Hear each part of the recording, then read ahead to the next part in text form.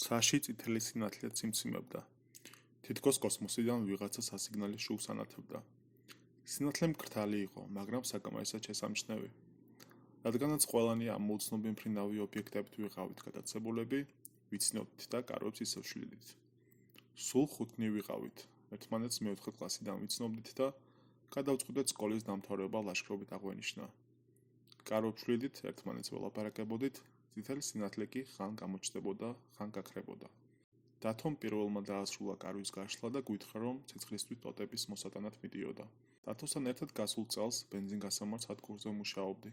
ძირითადად ღამისმენებზე ვიყავთ და უკაცრიელ ბენზინგასამართზე დროის გაყვანა მასთან ერთად უფრო სახალისო იყო. ჩვენთან ერთად ერიკიც იყო, რომელიც ჯერ კიდევ კარვის გაშლის ინსტრუქციებს კითხულობდა და თავის სახასიათო მგვალ სათვალეებს ეთამაშებოდა. ერიკთან ისე ახლოს არ ვიყავი როგორც ხვებთან, მაგრამ მახსოვს სკოლაში, მათემატიკის კლასში ის გვერდით როგორ ვიჯექი და პასუხებს ვიწერდი. ავაც აქ იყო. სალის ჩემს დეიდაშვილს ელაპარაკებოდა. დაწყულდნენ და გადაწყვიტეს ჯერ ერთის კარავით გაეშალათ, მერე მეორესი. მათთან ბევრი მოგონებები მაკავშირდებდა. ავოს უმცროსი ძმაც მახსოვს, რომელიც სულ გვეტენებოდა და ყველგან თავის საყვანას გთხოვდა. ამ ყველაფერს იმიტომ ყვები, რომ დარწმუნებული ვარ ლაშქრობაში 5 ადამიანი წავედით და თითოეულ მათგანს კარგად ვიცნობდი. დათო ტოტების მოსატანად წავიდა. ჩვენ დასაკეთ სკამები გამოვიტანეთ და კოცონისთვის გამზადებული ადგილის გარშემო დავალაგეთ. მახსოვს, რომ არაკომფორტულად ვგრძნობდი თავს, როდესაც მზე ჩავიდა და ტყე სიგნალი მოიცვა. ყოველი წუთის გასვლასთან ერთად ხის ჩრდილები სულ უფრო გრძელი ხდებოდა. ერიკი თავისი ჩანთიდან ფანრის გამოსაღებად წავიდა. ჩვენ კი ვფიქრობდით, დათო ამდენი ხანი რატომ არ ბრუნდებოდა. მალე ისიც გამოჩნდა. მის მოსვლის შესახებ ბუჩქების შრიალით შევიტყვეთ. ამ დროისთვის ყველა უკვე სკამებში ვიჭექით და თბილად გვეცვა. ტემპერატურა სწრაფად დაეცა და ნიავი სულ უფრო ძლიერი ხდებოდა. ტყიდან გამოსვლმა დათომ შემოგჩულა. ჩემთვის სკამის გაშლა რატო დაგეზარათო და მოტანილი ტოტების დალაგება დაიწყო კოცონის ასანთებად. ვიცოდი, რომ კოცონის გარშემო 5 სკამი გავშალეთ. სიტუაციის რაციონალიზაცია მინდოდა, მაგრამ როგორც არ უნდა მეცადა, არ გამომდიოდა. თითქოს თავი წყალქვეშ მქონდა. იმ წუთამდე ყველაფერი ნორმალურად იყო, მაგრამ როდესაც გადავწყვიტე და ვფიქრებული ვიყავი, რატომ იჭდა 5-ვე სკამში ადამიანი, მაგრამ დათო მაინც რატო იდგა ფეხზე, ტვინი მუშაობას მიწყვეტდა. თითქოს რაღაცა გონებაში მიძვრაობდა და ჩემს აზრებს იპარავდა. ინსტინქტურად კიდევ უფრო დავიძაბე და მივხვდი რატომაც. გარშემო სრული სიჩუმე ჩამოვარდა. მეგობრების სახეებს გადავავლე თვალი და მივხვდი, რომ ისინიც დაწაბულები იყვნენ. ერიკი ხელებს ვერ აჩერებდა. ცდილობდა უცხო ადამიანის ამოცნობას, მაგრამ ამაოდ. ყველა სახეს 10-10 მივაშტერდი. ყველაში მოთავდა და თავს უცნაურად გრძნობდა. არა უშავს სკამს მე თვითონ ავიღებ, თქვა დათომ და დაარღვია სიჩუმე. ცოტა მოგოშვა, ავდეხკი და დახმარება შევთავაზე. თვალებში შემომხედა და თავი დამიქნია. კოცონს მოვშორდით და კარვებსკენ წავედით, მაგრამ თვალებს ჩვენ ჯგუფს ვერ წყვეტდით. რამდენი ვართ, ხმადაბლა ვკითხე დათოს. კოცონისკენ შედრელდა და მიხვდა, რომ მარტო 5 სკამი ჰქონდა წამოღებული. ყველამ საკუთარი სკამი წამოიღო.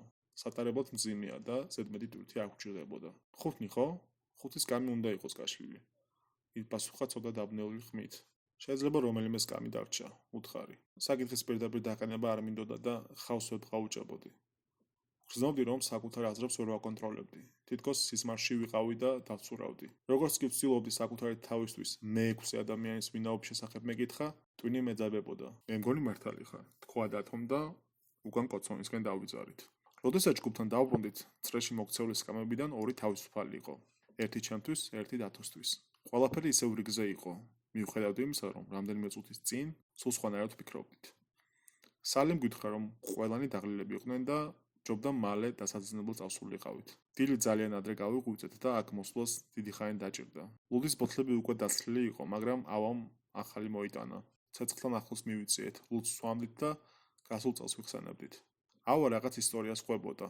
ერთხელ სახლში მარტო როგორ დარჩა და რაღაც უცნაური შეემთხვა. მაგრამ უეცრად კოცონთან ჯდომის მიუხედავად ციცივე ვიგრძენი.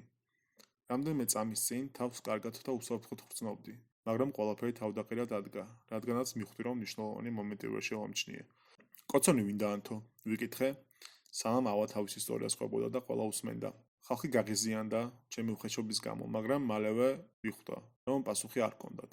სახეებს უყურებდი, რომლებიც მეც მაკვირდებოდნენ. კოცონის სინათლეზე გარემო მხოლოდ მსუბუქად იყო განათებული. ჩემს გარშემო ნაცნობი და შეშინებული სახეები იყო. დავით, შენ არ დაანთე? ეკითხა ერიკმა.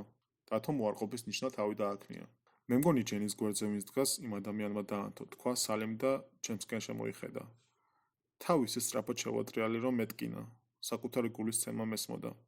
ჩემს გვერდით და უკან მხოლოდ წყტიადით მოცული დღე იყო.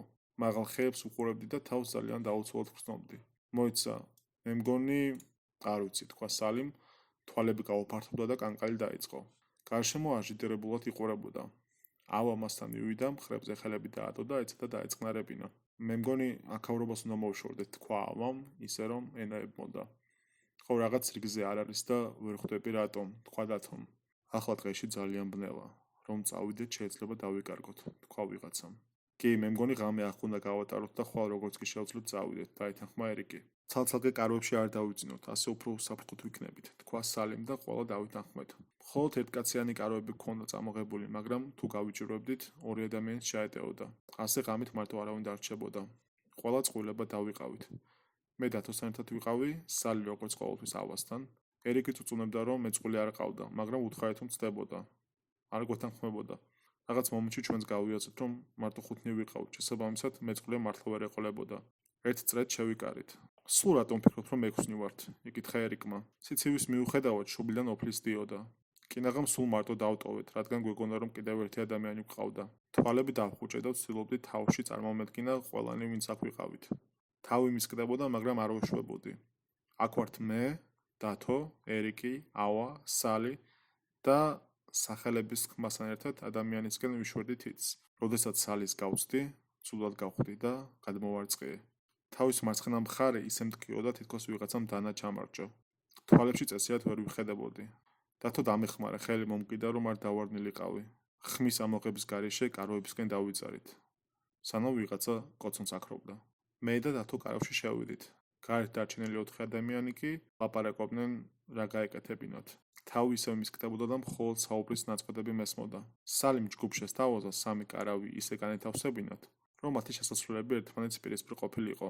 ასე ერთმანეთთან მაქსიმალურად ახლოს ვიქნებოდით და კარვებში შესასვლელების რაოდენობა მინიმუმამდე იქნებოდა დაყვანილი. დათო კარვიდან გასვლას და მიხმარებას აპირებდა, მაგრამ ხელი მოუკვიდე და ვთხოვე ჩემთან ერთად დარჩენილიყო. კარვების გადაწყობას რო დასჭირდა, მაგრამ იმ დროისთვის, როდესაც ყველანი გადავნაწილდით, თავს უკეთესად ვგრძნობდი. ერთმანეთი უცებ გადავითვალეთ. ხუთნი ვიყავით. ერიკს მარტო მოუწევდა დაძინება, მაგრამ რადგანაც კარვები ერთმანეთთან ძალიან ახლოს იყო, ამაში პრობლემას ვერ ხედავდა. ახლა რომ ვიხსენებ, შეიძლება ერიკი უბრალოდ ცდილობდა შიში არ ეჩვენებინა ჩვენს დასაწყნარებლად. სინდისი მქენჯნის, რომ კარავში მარტო დავტოვეთ. სხვების შედარებით ერიკი ჯგუფში ხალხთან ნაკლებად ახლოს იყო და იცოდა, რომ მისი მეწყვილე არავინ იქნებოდა. სანამ დავიძინებდით, ყველა შევთანხმდით, რომ მზის ამოსვლასთან ერთად აქაურობას დავტოვებდით. მახსოვს გარეთ გავიხედე, სანამ დაძინებას ვეცდებოდი. ქარი გაძლიერდა, ხის ტოტები მშვიდად იყეოდნენ. ჩვენი ბანაკის გარშემო სრული წყდიადი იდგა. ვცნობდი, რომ ხეები უფრო და უფრო გვიახლოვდებოდნენ. მთვარის შუქით განათებულ ორ კარავს გავხედე. და ვნახე, რომ მათთან ვიღაცა იდგა. მიუხედავად ამ ყველაფრისა, სწრაფად და მარტივად ჩამეძინა. შუაღამით ავას ყვირილმა გაგოღვიძა. დათო და მე კარავიდან გამოვარდით და ვნახეთ, როგორ იდგნენ ერიკის კარავთან სალი და ავა. გვერდზე გავუწიეთ და შიგნით შევიხედეთ. ერიკის საძილე ტომარა დაკეცილი იყო. მასთან ერთად დაკეცილი იყო ერიკიც. მისი თავი ტომრის ცენტრში იყო, სახე სრულ აგონიაში გაშეშებული. დანარჩენი მისი სხეული შავი სისხლით გაშხენთილ საძინებლის ცისფერ ნაჭერთან ერთად იყო დაკეცილი. დათომ კარვის შესასვლელი დახურა. ავა შოკში იყო, თვალები გაშეშებული და უსიცოცხლო ჰქონდა. სალი განკარებდა და ტიროდა. დათომ ფანარი აიღო და დაიყვირა. გავიკეცით. ბანაკი დავტოვეთ და იმ ბილიკს გავუყევით, რომელსაც მოვედით. ხუთივე ერთ მუშტად ვიყავით შეკრული. წინ დათო გვიწყებოდა და ბილიკს ფანრით ანათებდა. ეს ფანარი ერთადერთი იყო, რაც 2 საათის განმავლობაში გზის გაყვლევაში გვეხმარებოდა. ტყეში მთვარის სინათლე არ აღწევდა. ავამ რაღაცას ფეხი წამოკრა. დავარდა და მუხლი დაეზიანა. ყველანი გავჩერდით. ვიღაცამ თქვა, რომ იცოდა არტაშანი როგორ დაედო და ავა გვერდზე ტყეში გაიყვანა. ყველაფერი ისე სწრაფად მოხდა, რომ გააზრებაც ვერ მოვასწარით.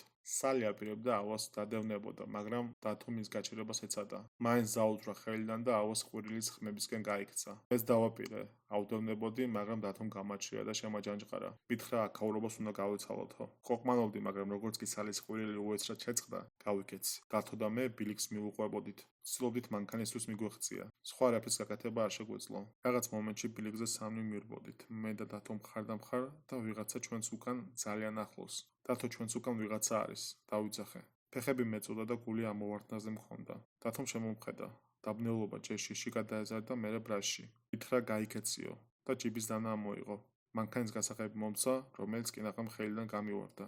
მერე სწრაფად შეტრიალდა და ჩვენს უკან მყოფს დაახდა. მივირბოდი და უკან ჭყობის ხმა მისმოდა. მეჩვენებოდა, რომ უკვე რამდენიმე საათია დავრბოდი. რამდენჯერმე დავეცი, წავბორციქდი, მაგრამ არ გავჩერებულ ვარ. კინაღამ ვიტირე, როდესაც ბილიკი დამთავრდა და პარკინგი ვნახე. ეგრევე მანქანაში ჩავჯექი და დავწარი. რამდენიმე წამში ტრასაზე ვიყავი.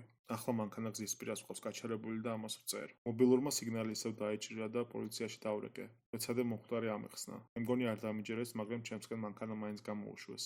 სემ ამოსვლა დაიწყო. როდესაც ამ ყველაფერს დავპოსტავ, შევტრიალდები და გავარკვევ. უკანა სავარძელში მყოფი ადამიანი ამდენი ხანია ხმას რატომ არ იღებს.